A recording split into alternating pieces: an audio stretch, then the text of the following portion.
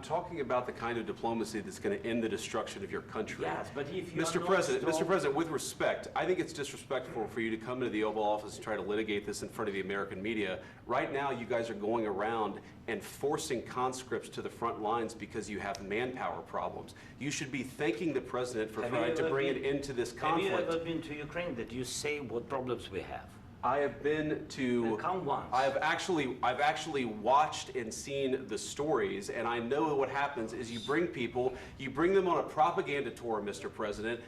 Do you disagree that you've had problems bringing people into your military? And do you think that it's respectful to come to the Oval Office of the United States of America and attack the administration that is trying to prevent the destruction of your country?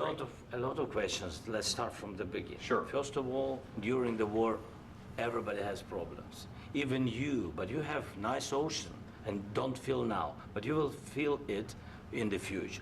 God bless. You don't know that. God bless. You God bless. You will not have a war. Don't tell us what we're going to feel. We're trying to solve a problem. Don't tell us what we're going to feel. I'm not telling you. Because you're in no position to dictate that. That's exactly what you're doing. You're in no position to dictate what we're going to feel. We're going to feel very good. You will feel influence. We're going to feel very good and very strong. You will feel influence. You're right now not in a very good position. You've allowed yourself to be in a very bad position, and he happens to be right about it. From the very beginning of the war. You're not in a good position. You don't have the cards right now. With us, you start having cards. Playing cards. Right now, you don't. You're playing cards. You're playing cards. You're gambling with the lives of millions of people. You're gambling with World War III. You're gambling with World War III.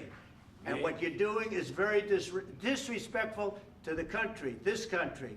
That's back to you. Far more than a lot of people said they should have. Have you said thank you once? This entire meeting? No, in this entire meeting, have you said thank you? Even today. You went to Pennsylvania and campaigned for the opposition in October. Offer some words of appreciation for the United States of America and the President who's trying to save your country.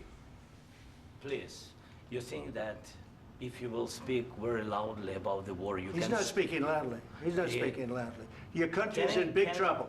Can I Wait a answer? minute. No, you've done a lot of talking. Your country is in big trouble. I know. You're not winning. You're not winning this. You have a damn good chance of coming out okay because of us. Mr. President, we are staying in our country, staying strong from the very beginning of the war. We've been alone, and we are thankful. I said thanks you haven't been in this alone. cabinet. You haven't been alone. In this cabinet. We gave you, through this stupid president, $350 billion. You voted we gave for you your military equipment, and your men are brave, but they had to use our military. What about if you didn't have our military equipment, if you didn't have our military equipment, this war would have been over in 2 weeks. In 3 days. I heard it from Putin. In 3 days. This is something maybe new. Less. In 2 weeks. Of course, yes. It's going to be a very hard thing to do business like this. Again, I tell you. just say thank you. I said a lot of times to American people. Except that there are disagreements, and let's go litigate those disagreements rather than trying to fight it out in the American media when you're wrong.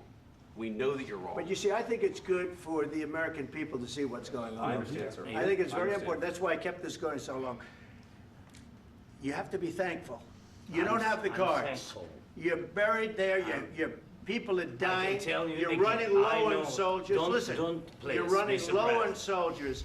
It would be a damn good thing. And then you tell us, I don't want a ceasefire. I don't want a ceasefire. I want to go and I want this. Look. If you could get a ceasefire right now, I tell you, you'd take it so the bullets stop flying and your men stop getting killed. Of course, we want to stop the war. But you're saying you don't want a ceasefire. But I said to you, I want a ceasefire. With guarantees. Because you'll get a ceasefire faster than an agreement. Ask our people about ceasefire, what they think. That wasn't with me. That wasn't with me. That was with a guy named Biden who was not a smart person. That was with Obama. It was your president. Excuse me. That was with Obama, who gave you sheets, and I gave you javelins. Yes. I gave you the javelins to take out all those tanks. Obama gave you sheets. In fact, the statement is Obama gave sheets and Trump gave javelins. You got to be more thankful, because let me tell you, you don't have the cards. With us, you have the cards. But without us, you don't have any cards.